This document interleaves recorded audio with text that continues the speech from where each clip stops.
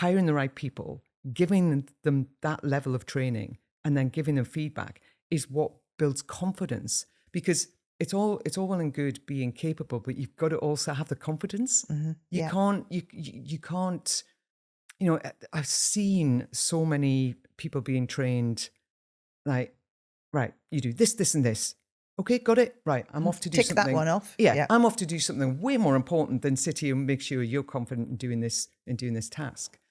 If I've got 2 seconds for a quick story, I was in Antigua, gorgeous place, and I was talking to this lovely t-shirt seller, and she said, we're just chewing the breeze, really. Isn't this gorgeous? Watching the boats bobbing out in the bay, and I said, "Oh, Gloria, I'd love to learn to sail." Oh my God, her eyes lit up. Winston, the lady want to sail. Called over Winston out from under his palm tree. We walked off to this tiny little boat, honestly, the size of this table. We both got in. I'm scared of sharks, just, saying. And we got out. He took me out into the bay, having a good time. Yeah, no, it's great. Yeah, oh God, where are we going? We were heading right out to the reef. Luckily, he stopped before the reef, and he said, "Okay, so sails up like this. You use your tiller. Got it?" And then he dived out of the boat and swam back to shore. No. Honest to God. And I'm like, "Oh my God, Winston, what the hell?" Right, okay, what did you say? Right, I've got to control the sail. I've got to do the tiller, right? And then I saw we were going towards the reef. I overcorrected. The sail came around, knocked me out the boat. So I'm swimming back. I'm not a strong swimmer, really not. Swimming back, hauled myself onto the boat, and I eventually sort of managed to get the sail pointed in the right direction.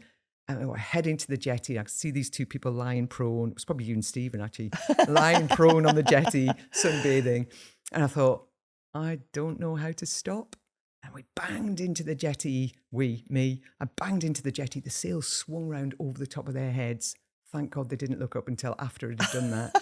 And I was out. And it just, every time I think of that, I just think of that. That's the sort of training that most people get. Yes. They get that. Yeah. You got it? Okay, right. Get on with it now. I'm off. I'm metaphorically swimming back to shore and leaving you to sink or swim. Literally. And I see that all the time, because business owners don't want to invest in training. They don't.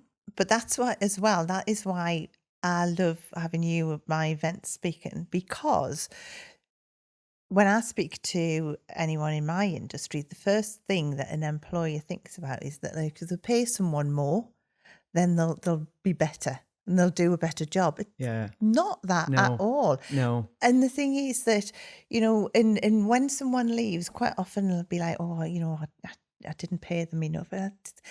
That's not it. No. It's the fact that, like, they were just thrown in at the deep end, didn't feel part of it, that they were just like, it's either and chastised quite often for not doing what the owner can do, kind of thing, but without the actual bones that they need to do it, kind of thing. It's like, and as well, in a past interview, quite recent one, we were just talking about the fact that, you leave college or you leave a training and you've just got those bare bones. Oh, yeah. You've then got to, like, learn a system of, like, how a particular business works, the way that they do things. And quite often it's not taught. No. And it's, well, and in, your sort of business, in McDonald's, some of the people that are coming in have actually never worked before.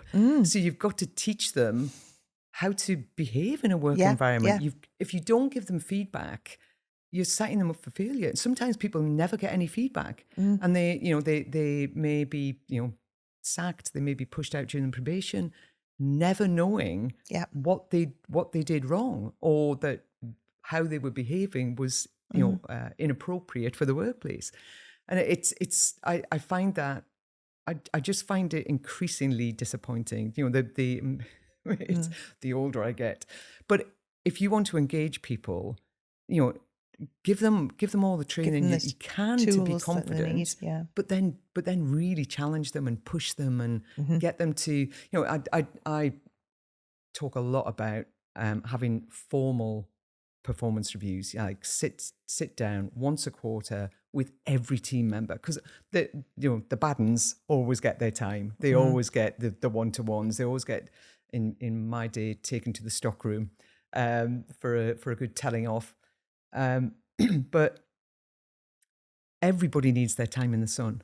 Everybody needs to be sat down and one-to-one with their manager, the business owner, who however big the team is, and told how well they're doing, if they're doing really well, but how they could improve, how they could, develop and, fulfill their potential.